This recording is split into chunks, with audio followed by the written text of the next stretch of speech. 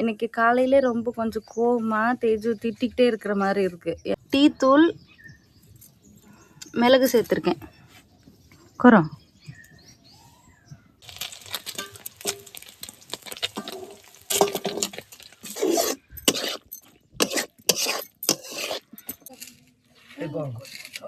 தாவ் ரொக்கிதேமா. Hi friends, எல்லாருக்கும் good morning. இன்றைக்கான டே vlog பார்க்கலாம். இன்றைக்கி காலையிலே ரொம்ப கொஞ்சம் கோவமாக தேஜு திட்டிக்கிட்டே இருக்கிற மாதிரி இருக்குது. என்னன்னு தெரியல, கொஞ்சம் ஒரு மாதிரி இருக்குது. மாற்றிக்கணும். ஏன்னா எப்போதுமே ஒரே மாதிரி இருக்க மாட்டோம்ல. சில வேலை பிஸியில் பிள்ளைங்க பிடிச்சி டார்ச்சர் பண்ணிட்டு இருந்துச்சுன்னா அந்த மாதிரி கொஞ்சம் கத்துறேன். சரி, இன்றைக்கி டே விலாக் எப்படி போகுதுன்னு பார்க்கலாம். எங்கே மறுபடியும் மூஞ்சி திருப்பு திருப்பு. இன்றைக்கி வந்து சமையல் கொஞ்சம் சீக்கிரமாகவே முடியணும். அதனால் 2 அடுப்புலையுமே தீ எரியுது. சாப்பாடு உலையில் அரிசி போட்டாச்சு. அரிசி வெந்துக்கிட்டு இருக்கு. இந்த சைடு வந்து இன்றைக்கி முட்டை குழம்பு வைக்கிறோம். அதனால் அம்மா முட்டை வேக வைக்க போகிறாங்க. ஓ పొట్టయి కిసి చేయవనా? এটা তো দিন করতেলি কর দেখিবা যদি ডিফারেন্ট দিনে. இன்றைக்கி வந்து முட்டை குழம்பு, முட்டை பன்னீர் குழம்புன்னு சொல்லுவாங்களே அந்த மாதிரி செய்ய போகிறாங்கன்னு நினைக்கிறேன். அங்கே தண்ணி காஞ்சிருச்சு. ஒரு கிண்ணத்தில் முட்டை உடச்சி ஊற்றிட்டுருக்காங்க. இன்னும் நாங்கள் ஒரு டீ கூட குடிக்கலைங்க. தலை காலையிலேருந்தே வலிச்சனால இவ்வளோ டென்ஷனானு தெரியல. ரொம்ப தலை வலிக்குது. குளிர் இன்னைக்கு ஓவர். இதுக்கப்புறம் தான் நாங்கள் டீ குடிக்கணும். பிரியாணி இலை, சோம்பு, சீரகம், டீ தூள், மிளகு சேர்த்துருக்கேன். குறம் செஞ்சு மிசைவார் வச்சு அனிமனா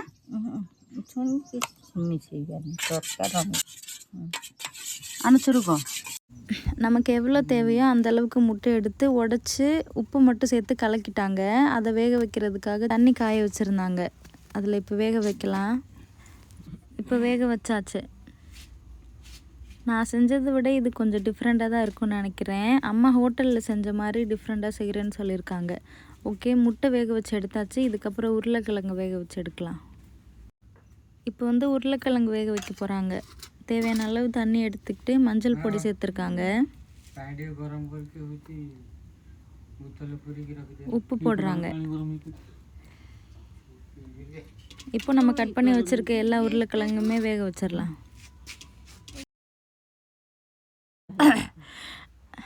இப்போ வந்து முட்டை வேக வச்சுருந்தோம் இல்லைங்க, அதை வந்து எடுத்துட்டு பன்னீர் மாதிரி நம்ம பீஸாக கட் பண்ண போகிறோம்.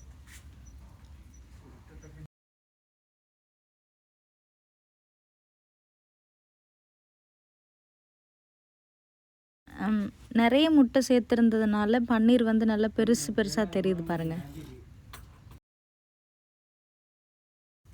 இப்போ வந்து கடாயில் கடுகு எண்ணெய் சேர்த்துருக்காங்க. இன்றைக்கி கொஞ்சம் அதிகமாக இருக்கிறத யோசிப்பீங்கன்னு நினைக்கிறேன். நம்ம வேக வச்சு எடுத்துருக்க முட்டை, அதுக்கப்புறம் உருளைக்கிழங்கை வந்து லைட்டாக எண்ணெயில் பொரிக்க போகிறாங்க.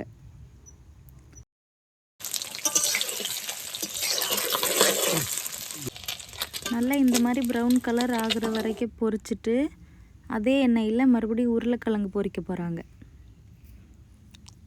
நம்ம காலிஃப்ளவர் குருமா செய்யும்போதோ இல்லை இந்த மாதிரி வேக வச்சுட்டு பொரிக்கிறோம் அப்படின்னா அது வந்து குழம்பாக இருக்கும்போது உடையாதுன்னு சொல்லுவாங்க. இப்போ உருளைக்கிழங்கு சேர்த்துருக்காங்க. நான் வந்து வீடியோ எடுத்துக்கிட்டே மறுபடியும் இஞ்சி பூண்டு பேஸ்ட்டு தேவைப்படுன்னு ஒரு டிஷ்க்கு ரெடி பண்ணிக்கிட்டு இருக்கேன். இப்போ உருளைக்கிழங்கும் பொரிச்சு எடுத்தாச்சு. குழம்பு செய்ய போகிறாங்க. அதே எண்ணெய் தாங்க. வெங்காயம் கொஞ்சம் அதிகமாக இருக்குது, இன்னும் கொஞ்சம் எண்ணெய் சேர்த்துக்கலான்னு சொன்னதுக்குமே அம்மா வேணான்னு சொல்லிட்டாங்க. ஆனால் அதுவும் சரியாக தான் இருந்திருக்கும் போல். எனக்கு பார்க்குறதுக்கு அப்படி இருந்தது. இப்போ வெங்காயம் சேர்த்துருக்காங்க. நல்லா வதங்கட்டும்.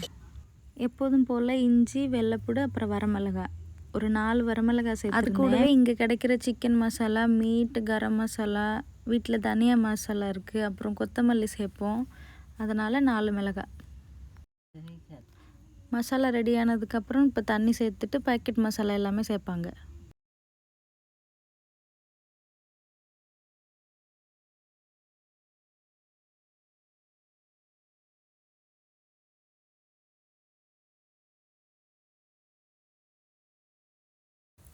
இப்போ நம்ம சேர்த்துருந்த மசாலா எல்லாமே நல்லா வதங்கினதுக்கப்புறம் தக்காளி சேர்த்துருக்காங்க. சரி, தக்காளி நல்லா வதக்கிக்கலாம். இப்போ தக்காளி நல்லா வதங்கினதுக்கப்புறம் நம்ம வேக வச்சு பொரிச்சு வச்சுருக்க முட்டை சேர்த்தாச்சு. உருளைக்கிழங்கையுமே சேர்த்துட்டாங்க. இப்போ வேணுங்கிற அளவு தண்ணி சேர்த்துட்டு நம்ம கொதிய வச்சோம் அப்படின்னா முட்டை பன்னீர் குழம்பு ரெடி.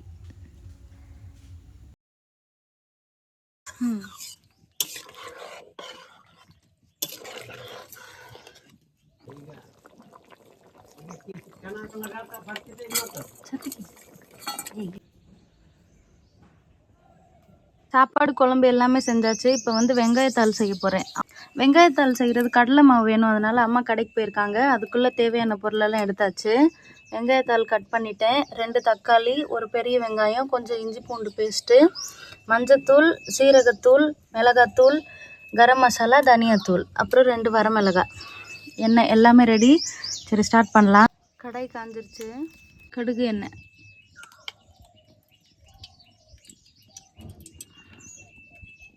எண்ணெய் காஞ்சதுக்கப்புறம் சீரகம்,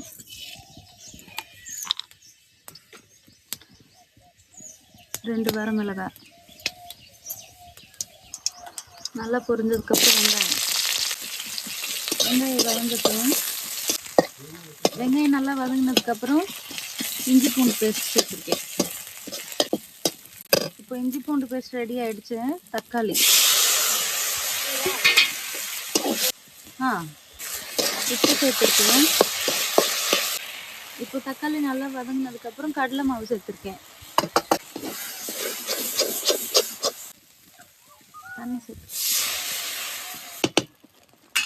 தண்ணி நல்லா சேர்த்ததுக்கப்புறம் நான் எடுத்து வச்சிருக்க மசாலா எல்லாமே சேர்த்துக்கிறேன்.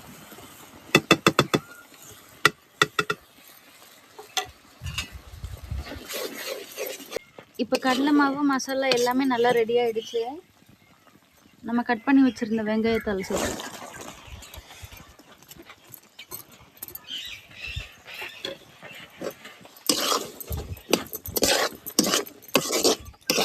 இப்போ வெங்காயத்தாள் வேக வைக்கிற மாதிரி நல்லா தண்ணி சேர்த்துக்கலாம்.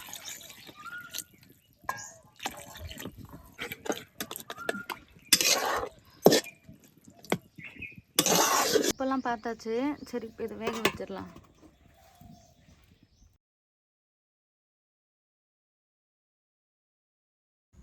அவ்வளோதாங்க, சமையலும் முடிஞ்சது. வெங்காயத்தாலும் ரெடி ஆயிடுச்சு.